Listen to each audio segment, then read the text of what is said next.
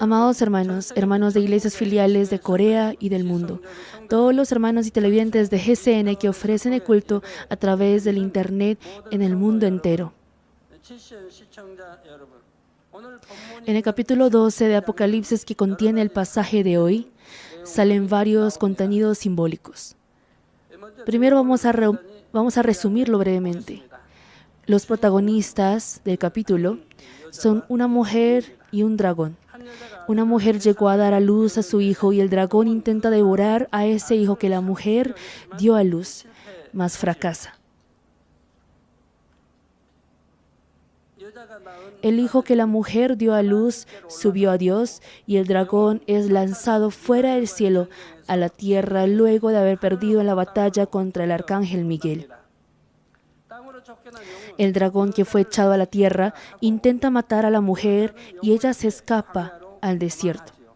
Pese a que el dragón intenta lastimar a la mujer arrojando muchas aguas, la tierra ayuda a la mujer abriendo su boca y tragando toda aquella agua. Entonces el dragón se llena de ira y quiere pelear contra el resto de la descendencia de la mujer. Esto es el contenido resumido de Apocalipsis capítulo 12. Al leer el pasaje de hoy, algunos podrán sentir como si fuera una escena de una película de ciencia ficción. Sin embargo, estos contenidos no son una historia de la imaginación, sino una clara realidad. Es un contenido que implica la historia de Israel desde el pasado hasta el presente y futuro. Siendo así, ¿quién será la mujer y el hijo que ella dio a luz y a quién hará referencia el dragón aquí? Los que han escuchado las prédicas de la serie El mensaje de la cruz ya conocerán la respuesta. Con mujer se refiere espiritualmente a Israel. El dragón, que es también llamado serpiente o serpiente antigua, hace referencia al enemigo, diablo y Satanás. En Génesis 3:15 sale la escena en la que la maldición de Dios desciende sobre la serpiente que engañó a Eva. Dice, y pondré enemistad entre ti y la mujer, y entre tu simiente y la simiente suya. Esta te herirá en la cabeza y tú le herirás en el calcañar.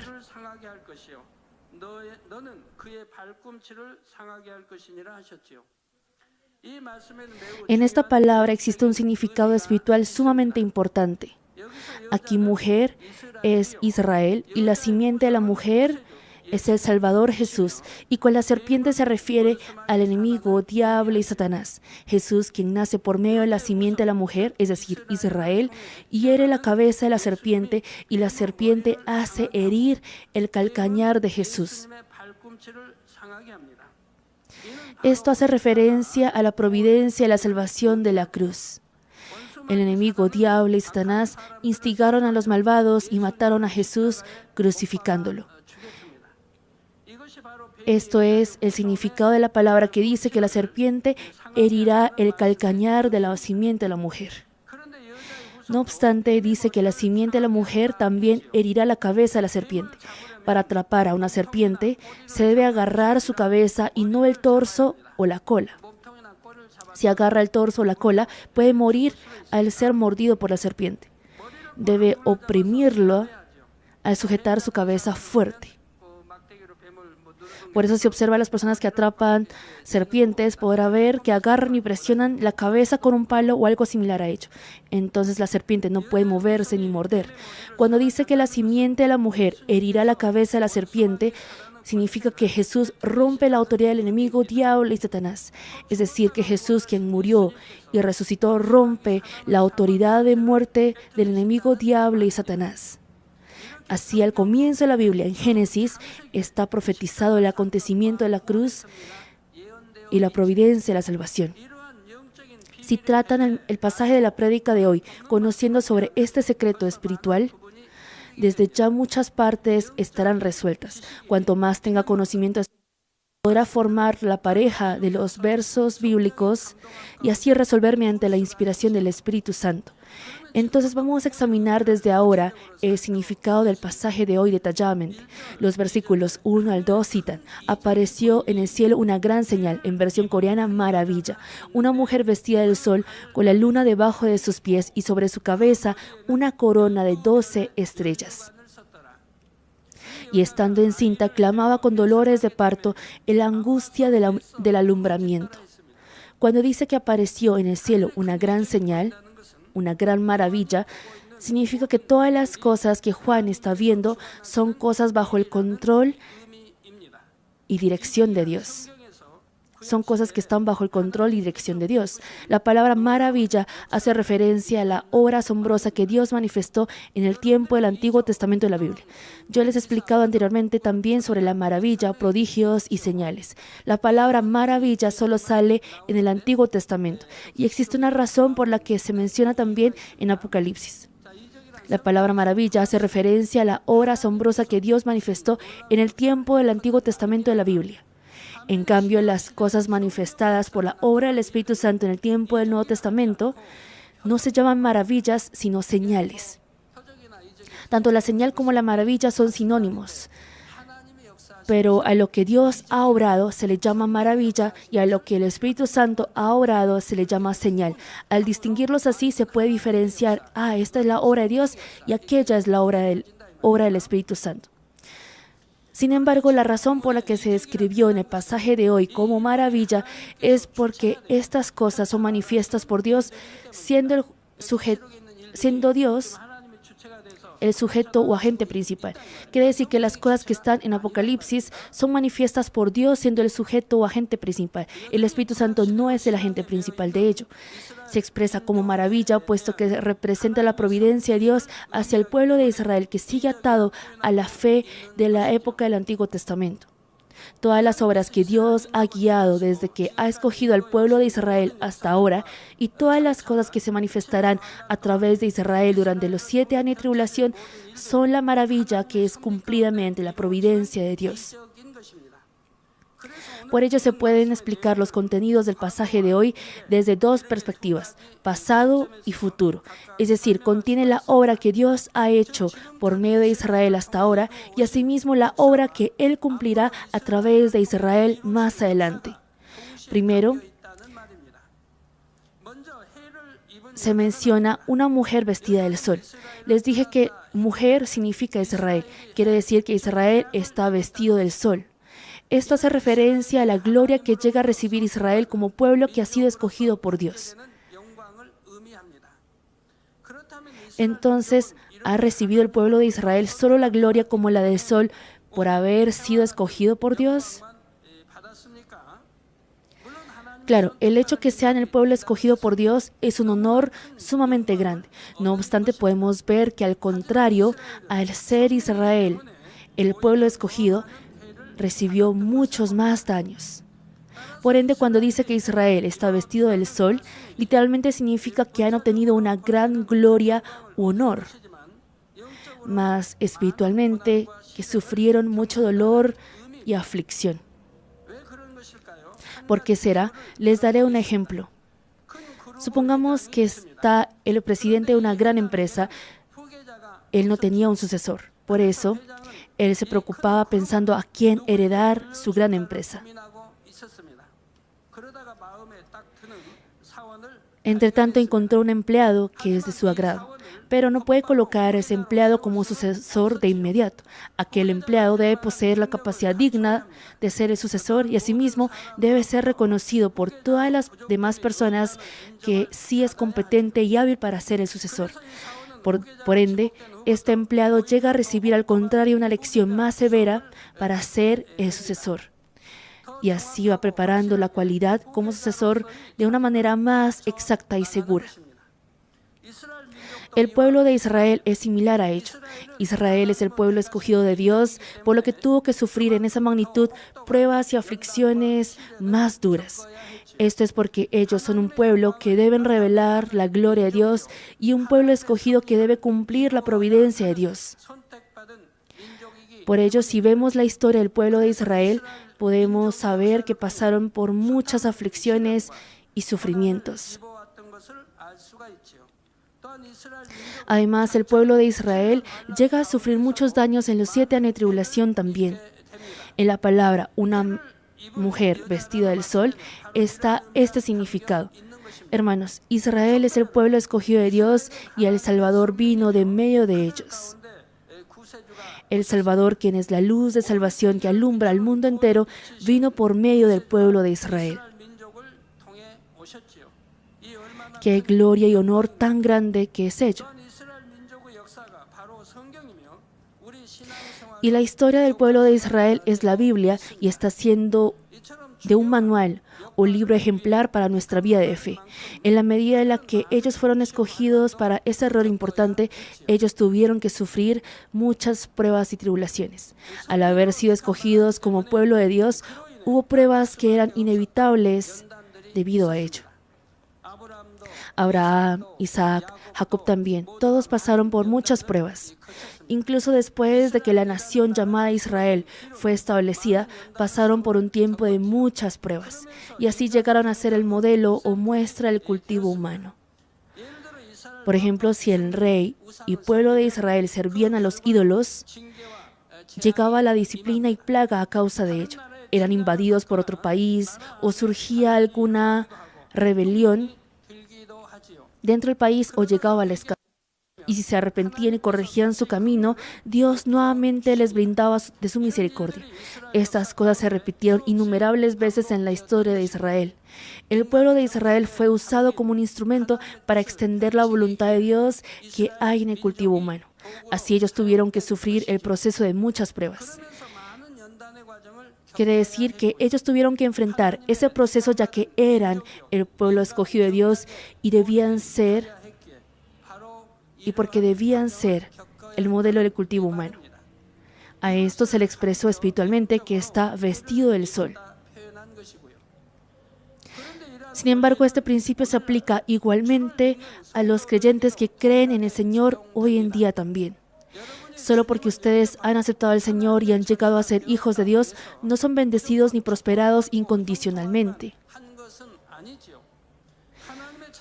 Solo cuando vayan preparando el requisito adecuado como hijos de Dios, llegará completamente la bendición de ser hijos de Dios. Por ejemplo, si cree en el Señor, cuanto más la fe crezca, debe ir desechando el pecado naturalmente. Mas si aún diciendo que cree, continúa sin desechar el pecado y se concilia con el mundo, al contrario, recibirá la acusación de Satanás.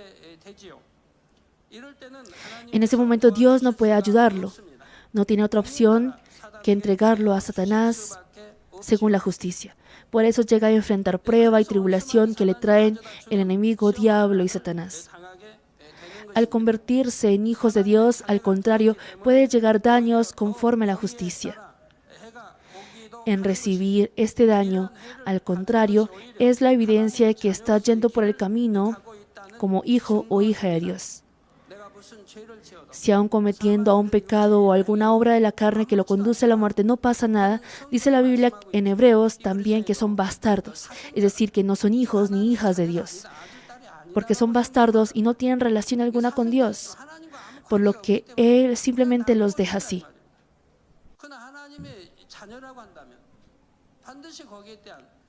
No obstante, si dicen que son hijos de Dios, ciertamente llegará la consecuencia de ello. Vendrá algo que se llama prueba y tribulación. A través de ello, Dios hace que se arrepienta y alcance la salvación. Pero si no hay ni eso, no se arrepentirá. Veo que no se arrepiente y finalmente va por el camino de muerte. Dijo en Hebreos 12:8. Pero si se os deja sin disciplina de la cual todos han sido participantes, entonces sois bastardos y no hijos. Si no son bastardos, sino hijos verdaderos de Dios, ciertamente recibirá la disciplina. Cuando ha cometido pecado, recibirá la disciplina por ello. Si aún cometiendo pecado continuamente o yendo por el camino de muerte no llega a disciplina, prueba o tribulación alguna, no podrá darse cuenta ni corregir su camino. El hecho que venga la prueba y tribulación al vivir en las tinieblas es también porque el Dios lo considera como su hijo. Él interviene y a veces permite la disciplina, prueba y tribulación para que pueda darse cuenta y corregir su camino. Entre las personas del mundo existen casos en los que no reciben daño alguno, aún viviendo en medio de un gran pecado o maldad. Sin embargo, su fin es la muerte eterna. A lo mejor si recibieran la disciplina, se arrepentirían y buscarían a Dios, ¿no es así? Y para arrepentirse buscan los motivos de arrepentimiento y se esfuerzan para tener un arrepentimiento sincero con quebranto. Mas si no hay disciplina, ni intentan arrepentirse de corazón, no buscan motivos por los cuales deben arrepentirse, ni se esfuerzan por tener un arrepentimiento sincero. Y si su espíritu abandona su cuerpo, no tendrá otra opción que ir a la muerte. En cambio, si son hijos de Dios, cuando cometen alguna falla, se manifiesta la evidencia y que Dios interviene. A veces pasarán pruebas y tribulaciones, y cuando se hayan arrepentido y corregido su camino por medio de ello, la gracia será recuperada. Por ende, no deben decir que son cargosos esos procesos que llegan a pasar al crecer en la fe al principio. Cuando ese proceso pasa y llega a un cierto nivel de la fe, en ese momento no recibirá más daños. La tentación y tribulación desaparecerán y llegará el tiempo en el que la prueba también se terminará. Con tan solo ver a Abraham, podemos saber que él recibió solo bendición sin tener más pruebas desde que pasó la prueba final. El propósito por el que se recibe la prueba es para desechar la maldad del corazón y convertirse en hijos verdaderos de Dios que se asemejan a Él. Por ende, si entran en el Espíritu y llegan a ser hijos verdaderos de Dios, no cometerán pecado delante de Él, por lo que no habrá razón para sufrir alguna tentación o tribulación. Además, no tendrán la necesidad de recibir personalmente prueba para desechar el pecado. Claro, existe la prueba para hacer de usted un vaso más grande. No obstante, esa prueba no es cargosa ni recibirá sufrimiento. Como ya están sobre la roca de la fe en esa magnitud, como ya poseen una gran fe, no importando qué prueba reciban, pueden pasarla con amén. Por tanto, espero que ustedes también obedezcan y practiquen conforme a la palabra y entren pronto al Espíritu. Oro en el nombre del Señor para que reciban solo bendición siempre, en vez del daño de alguna tentación y tribulación. Si reciben bien con fe la tribulación o pruebas que Dios da, después llego a ver que ciertamente continúa como bendición. No solamente son prosperados en su espíritu y alma, sino que reciben bendición. Hermanos, en la palabra una mujer vestida del sol también está el significado sobre el sufrimiento que Israel padecerá más adelante durante los 7 años de tribulación. El pueblo de Israel, pese a que el Salvador nació por medio de ellos, no aceptaron a Jesús. Finalmente no pueden ser partícipes de la segunda venida del Señor y la mayoría queda en los 7 años de tribulación. Y así sufren mucha persecución y tribulación. A esto se le expresó que la mujer, es decir, Israel, está vestido del sol. Dice el pasaje que tiene, que sigue, que la mujer tiene la luna debajo de sus pies y sobre su cabeza una corona de 12 estrellas. Cuando dice debajo de sus pies, se refiere a la tierra que la mujer está pisando, es decir, la tierra donde vive el pueblo de Israel. El sol ejerce la mañana y brilla claramente, pero la luna recibe la luz del sol y emite reflejando esa luz solar en la noche. La luz de la luna es débil comparado al sol. Por ello, la luna hace referencia a las tinieblas o este mundo. En la palabra con la luna debajo de sus pies, que tiene la luna debajo de sus pies,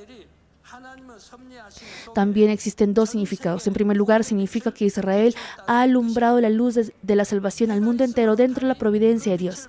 Tal como la luna alumbra recibiendo la luz solar gracias a que existe el sol, a través de Israel fue emitida la luz de la salvación al mundo. Muestra que por medio de Israel nació el Salvador y que a través de Israel la providencia de la salvación fue extendida al mundo entero. En segundo lugar, significa que durante los 7 años de tribulación en Israel solo hay una luz tenue como la luz de la luna en medio de la oscuridad y no una luz clara como el sol. Solo queda la gracia de Dios por la que puede esperar la salvación a duras penas. Se ha comparado con la luz débil de la luna para describir esta situación espiritualmente oscura y miserable. A continuación, cuando dice que la mujer tenía sobre su cabeza una corona de 12 estrellas, representa que Israel fue progresando a partir de las 12 tribus. En el verso 2 que sigue menciona, y estando encinta clamaba con dolores de parto en la angustia del alumbramiento. Al igual que el versículo 1, la palabra del verso 2 también puede ser explicada en dos significados. Primero, se ha expresado históricamente todo el sufrimiento que padeció Israel hasta que llegó el Salvador como dolores de parto. Ha expresado como dolores de parto. Antes de que Jesús viniera a esta tierra, Israel estaba pasando por una era oscura de cientos de años. Eran oprimidos por diversas naciones gentiles y la revelación de Dios también fue cortada. Fue un tiempo realmente doloroso. Segundo, ha expresado como dolores de parto el sufrimiento que el pueblo de Israel recibirá durante los 7 años de tribulación hasta que acepten a Jesucristo y alcance la salvación. Israel rechazó al Salvador, quien vino por medio de su pueblo, y abandonó la voluntad de Dios. Como consecuencia de ello, durante los 7 años de tribulación deben atravesar por un inmenso sufrimiento semejante al dolor de parto para así obtener la salvación. Hacen referencia a todas aquellas persecuciones y martirio que deben recibir de parte del anticristo a fin de alcanzar la salvación. Ahora en los versículos 3 al 4 menciona otra maravilla. He aquí un gran dragón escarlata que tenía 7 cabezas y 10 cuernos, y en sus cabezas 7 diademas. Y su cola arrastraba la tercera parte de las estrellas del cielo y las arrojó sobre la tierra. Y el dragón se paró frente a la mujer que estaba para dar a luz, a fin de devorar a su hijo tan pronto como naciese. Tal como les he explicado hace poco, el dragón es el enemigo diablo y Satanás que traicionaron y se oponen a Dios. Entre ellos, cuando dice un gran dragón, se refiere a Lucifer, que es la cabeza de los espíritus malignos. Isaías 1:18 registra: si vuestros pecados fueren como la grana, como la nieve, serán emblanquecidos. Si fueren rojos como el carmesí, vendrán a ser como blanca lana.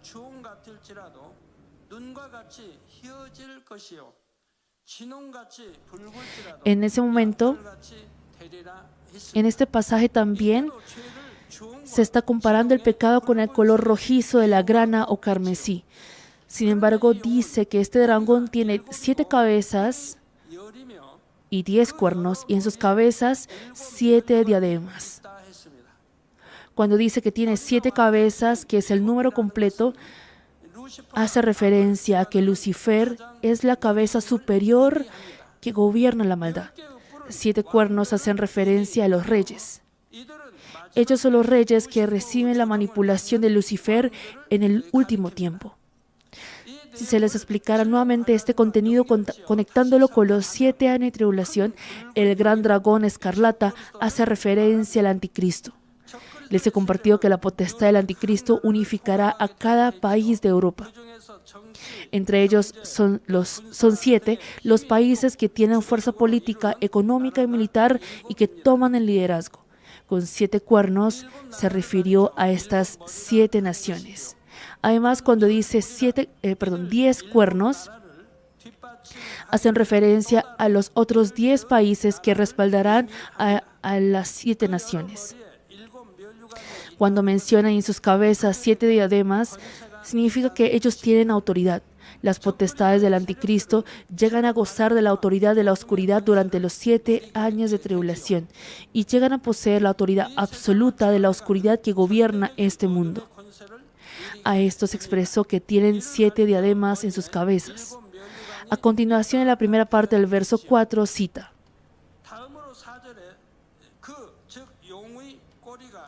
y su cola arrastraba la tercera parte de las estrellas del cielo. En esta palabra también existen varios significados. Primeramente, contienen sobre el suceso de la rebelión que hubo en el principio. Lucifer planeó oponerse contra Dios y reunió la tercera parte de los ángeles. Y los ángeles que pertenecían al mando del arcángel Lucifer Juntos se rebelaron y se corrompieron como potestad de las tinieblas. Expresó este suceso diciendo, arrastraba la tercera parte de las estrellas del cielo.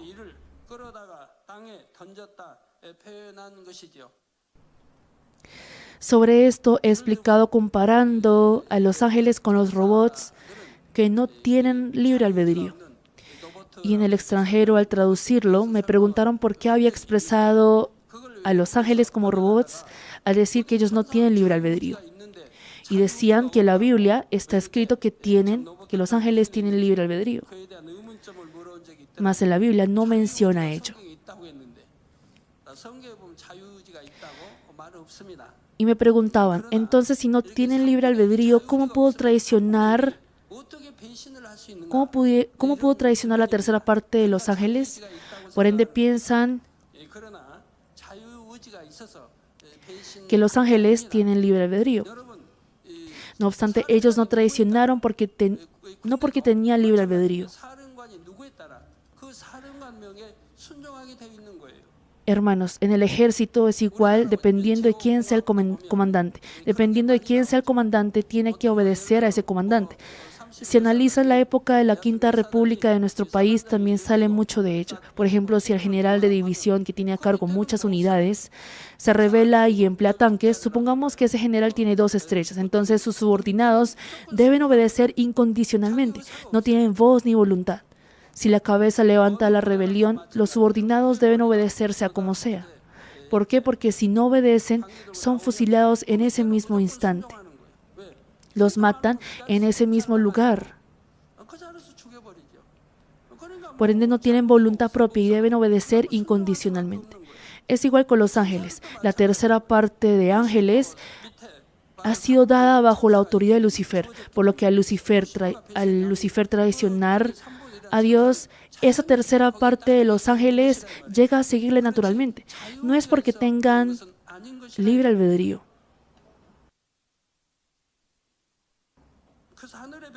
Por eso se expresó, arrastraba la tercera parte de las estrellas del cielo. En segundo lugar, hace referencia a la situación de guerra que acontecerá durante los 7 años de tribulación bajo la dirección del enemigo, diablo y Satanás. Aquí estrellas hacen referencia genéricamente a las civilizaciones científicas que han desarrollado junto con la historia de la humanidad. Con el desarrollo de la civilización existen cosas que son buenas y beneficiosas para la humanidad y asimismo cosas que arrastrarán a la humanidad a la destrucción.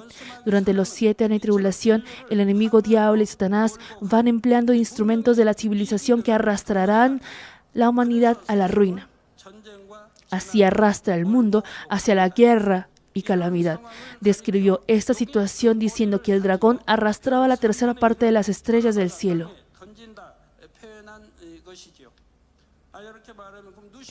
¿Hay alguien aquí que diga, si Lucifer es arcángel, ¿cómo puedo traicionar si no tiene libre albedrío? Entre los ángeles hubo 3 arcángeles a las que Dios ha dado el corazón del ser humano. Se llaman Lucifer, Luciel y Lucía. A estas 3 arcángeles Dios les dio el corazón del ser humano. Por eso les dio el libre albedrío. Por ende, tienen libre albedrío, por el que pueden amar y también traicionar. Y Lucifer era arcángel que se encargaba de la alabanza y se volvió muy arrogante en su libre albedrío. Al volverse muy arrogante, finalmente tuvo ese corazón para oponerse contra Dios.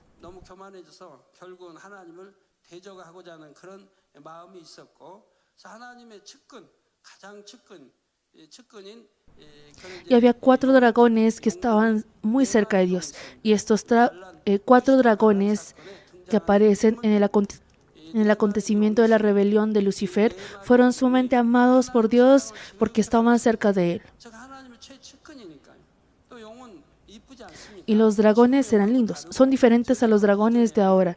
Y los dragones de antes de ser malditos tenían un pelaje de oro. Era un pelaje de oro que brillaba esplendorosamente de diferentes colores. Y Dios los acariciaba también. Para Lucifer traicionar, por ejemplo, si es un rey, se debe tentar a los que están cerca del rey. Si quieren traicionar en una nación, también tientan a los que están cerca de aquel rey, y dependiendo de a quién tiente o engañe, puede tener éxito o perder.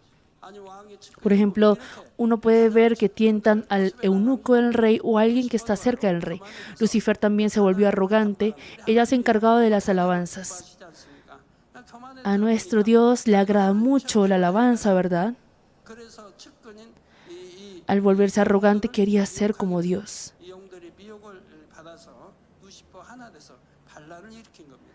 Así llegó a tentar a los dragones que estaban cerca de Dios, y al ellos ser tentados, se unieron a Lucifer y levantaron la rebelión. Por eso la tercera parte de los ángeles que estaban bajo el mando de Lucifer no tuvieron otra opción que seguirle, y finalmente ellos también fueron desechados y están encerrados en el abismo. En tercer lugar, hace referencia a que numerosas personas sufrirán en medio de los 7 años de tribulación. Cuando Dios prometió a Abraham, también dijo que le daría mucha descendencia, así como las muchas estrellas del cielo. ¿A qué estrellas se refieren las personas? Por ende, cuando dice arrastraba la tercera parte de las estrellas del cielo, significa que la tercera parte de entre las personas pertenecerá al anticristo y llegará a ser sus subordinados.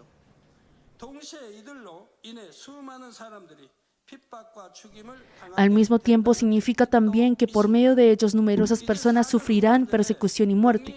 Ahora, en la última parte del versículo 4 registra: y el dragón se paró frente a la mujer que estaba para dar a luz, a fin de devorar a su hijo tan pronto como naciese. Dice, y el dragón se paró frente a la mujer que estaba para dar a luz, a fin de devorar a su hijo tan pronto como naciese.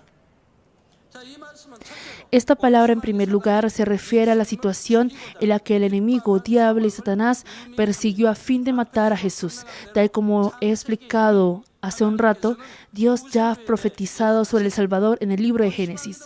El enemigo y diablo también conocen sobre ello. Él dijo que la simiente de la mujer vendría y rompería la autoridad del enemigo, diablo y Satanás. El enemigo, diablo y Satanás también conocían esta palabra. Por ello, con tan solo aparecían personas de Dios en la historia de Israel, el enemigo, diablo y Satanás hacían todo lo posible para eliminarlas. Si alguien manifestaba el poder de Dios, al provenir, como ese poder proviene de Dios, empleaban todas las formas posibles para deshacerlo.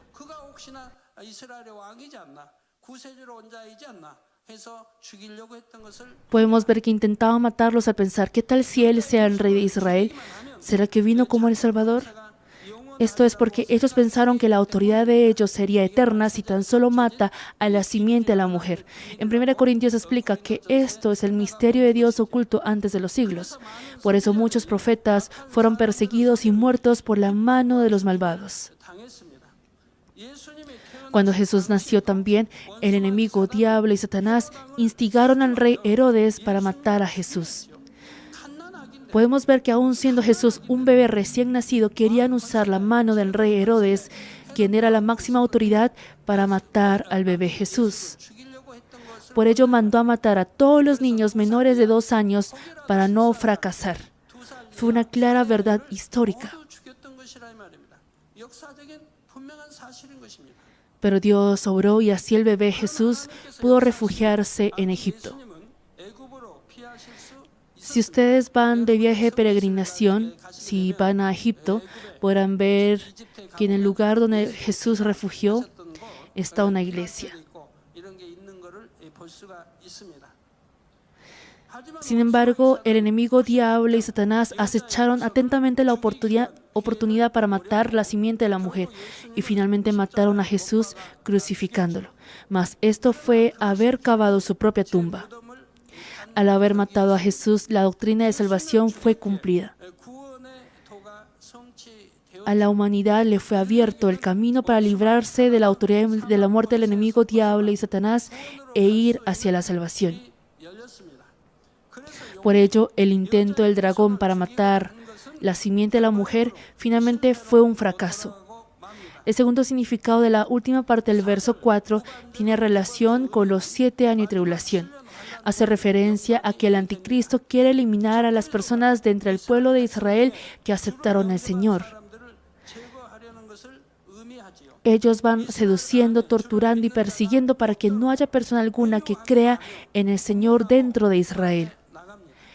expresó esta situación al decir que el dragón quería devorar al hijo que la mujer daba a luz.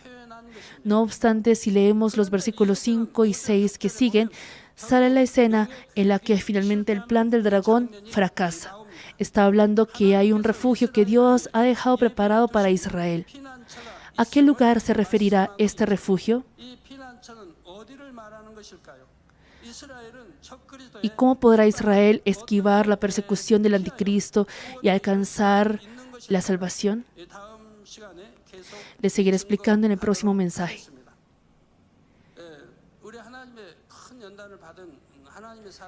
Si vemos a las personas de Dios que recibieron una gran prueba, la mayoría experimentó la muerte. Por ende, si observamos a las personas que entraron a la Nueva Jerusalén, llegaron a experimentar la muerte a causa del Señor y Dios. Llegan a experimentar la amenaza de vida o hasta el martirio.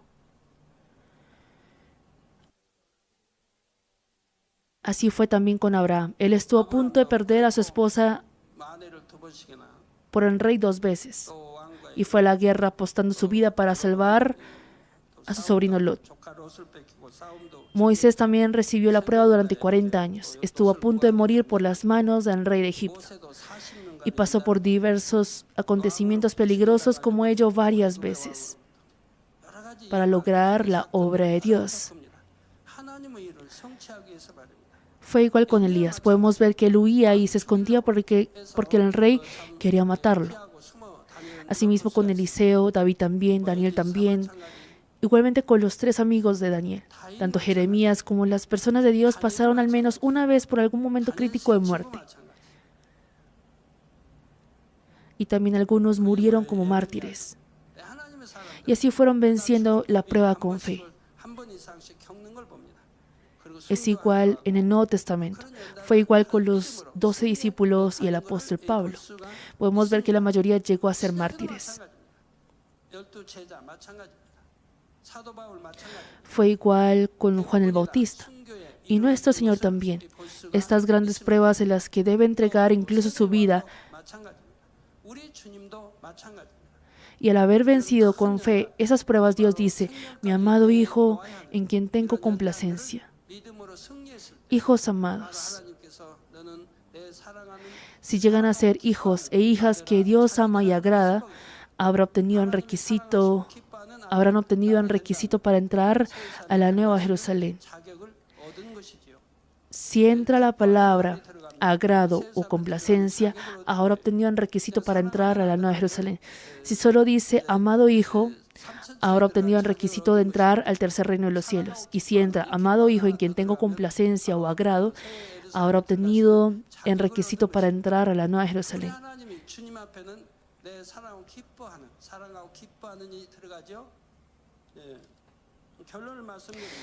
Quiero concluir el mensaje, amados hermanos.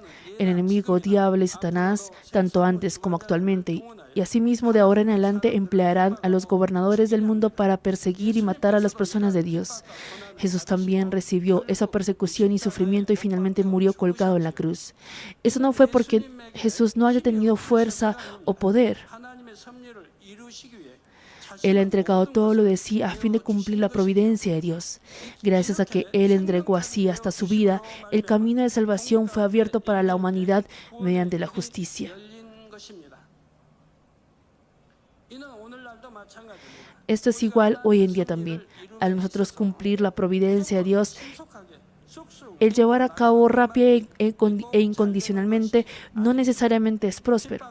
Cuando somos perseguidos y parece que está temporalmente tardado, ese es el proceso en el que estamos completando la justicia. Cuando así se haya completado la medida de bondad y medida de fe, Dios revelará en una gran gloria. Así como Jesús ciertamente murió y revivió como resurrección de gloria al romper la autoridad de la muerte. Nosotros también hemos experimentado varias veces que parecía como si estuviéramos muertos, mas después hemos salido con una mayor gloria de resurrección, ¿no es así? Oro en el nombre del Señor para que siempre experimenten en sus vidas también esta gloria y bendición de resurrección.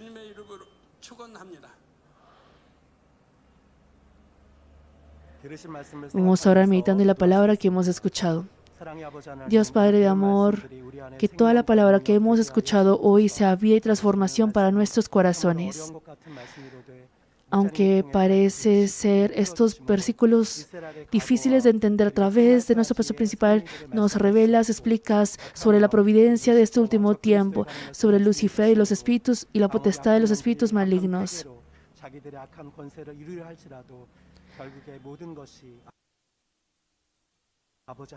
Podemos ver que todas las cosas están dentro de la providencia y plan de Dios. Ayúdanos a estar más despiertos en este último tiempo y tal como los antepasados de la fe vencieron esa prueba, incluso de muerte, ayúdanos, oh Padre, a que podamos vencer este tiempo con fe y glorificarte. En el nombre de nuestro Señor Jesucristo hemos orado. Amén. Vamos a recibir la oración por los enfermos. El pastor principal por video, coloque sus manos en la parte enferma o débil de su cuerpo, y si no está enfermo, coloque sus manos sobre el pecho para que pueda recibir por fe las respuestas y los deseos de su corazón. Aleluya, Dios Padre Todopoderoso de amor, por favor pon tus manos sobre todos los hermanos que están recibiendo ahora esta oración. Muestra tus obras que trascienden el tiempo y el espacio a todos aquellos que están recibiendo esta oración a través de GCN Internet, sobre todos los hijos de Dios alrededor del mundo. Dales la fe para que crean de todo corazón. Echa fuera todo pensamiento negativo y dudas. Echa fuera toda prueba de dificultad, desde la cabeza hasta los pies, todas las entrañas, articulaciones, nervios, tejidos y células, cualquiera que sea la parte enferma, que ardan con el fuego del Espíritu Santo y la luz original. En el nombre de Jesucristo yo ordeno al enemigo, diablo y Satanás, todas las enfermedades, gérmenes y virus fuera. Que venga la luz. Por favor, quema todas las enfermedades terminales e incurables con el fuego del Espíritu Santo. Aleja todas las enfermedades endémicas, incluida la malaria. Que todas las enfermedades contagiosas, incluidas el resfrío, la gripe y la fiebre, desaparezcan. Protégelos de todo tipo de gérmenes y virus. Sánalos de todo tipo de cáncer al estómago, pulmón, hígado, glándulas mamarias, útero, piel e intestino, el cielo, la apoplejía cerebral, la presión arterial alta y baja, la diabetes, el problema de la tiroides y las enfermedades del corazón, los pulmones y las enfermedades de la mujer, que todas las inflamaciones desaparezcan. Sánalos de polio, apoplejía, artritis y hernias discales, dolor de espalda, dolor de cabeza, neuralgia, que todos los demás dolores desaparezcan. Epilepsia, autismo, depresión, neurosis y otras enfermedades mentales fuera. Que todos los tipos de parálisis sean sueltos, que se levanten, caminen y salten. Permite que los ojos vean bien, que los oídos oigan bien, que los ciegos puedan ver, los sordos oigan y los mudos hablen. Sánalos de toda secuela debido a toda clase de accidentes. Fija los huesos rotos. Restáuralos de toda quemadura. Permite que toda sensación de calor y quemadura desaparezca.